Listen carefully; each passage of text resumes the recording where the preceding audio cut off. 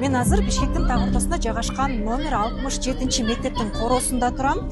Дал ушул мектептин 1-кабаты жеке жактарга ижарага өтүп кеткен. Бул маселе жогорку кеңеште дагы талкууланып атат. Алдыда кенен ултурасын айтып беребиз. Доктор Гүлшаршеевна, сиз эми массалык маалымат каражаттарын окусаңыздар керек. 67 мектеп жөнүндө сөз кылдым элем. Бишкек шаарынын чак ортосунда Советская Баканбаева көчөсүндө жайгашкан. Айтып берсеңиздер. Номер 67 мектептин 1-кабаты менчикке берилип кеткен. 940 окуучуга ылайыкталып салынган имаратта азыр 3000ден ашуун бала окуп келет. Учурда окуу жылы бүтө электе эле кийинки жылга окуучуларды кабыл алуу да токтогон.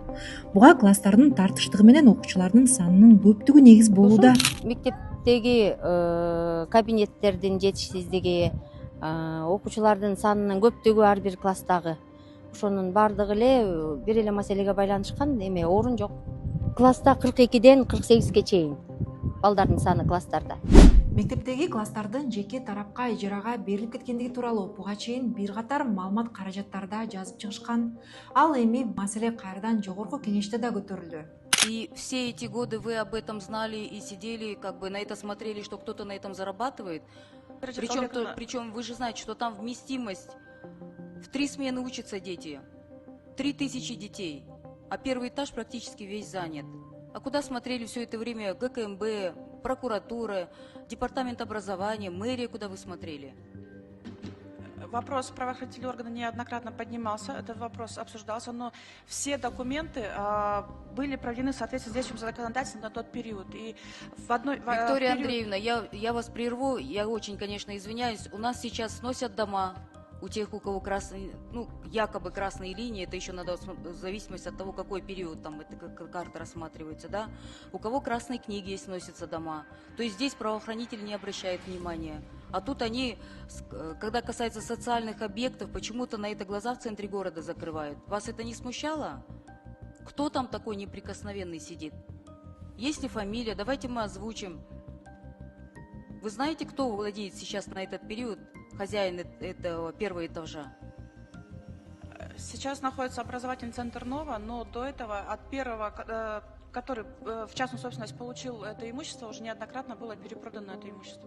Дерлик 40 жыл мурда салынган мектепти учурда 3-чү гана директор башкарып жатат. Мекеме 90-жылдары Алам деп аталган ачык акционердик коомдун менчигине өткөн. Бул тууралуу Кактус медиа сайты жазып чыккан. Мектеп 2022-жылы 26 миллион сомдон ашык акчага дагы бир жеке менчик тарапка сатылган. Андан бери бир катар териштирүү иштери жүрүп жатканы менен олуттуу жыйынтык деле болбогону айтылат.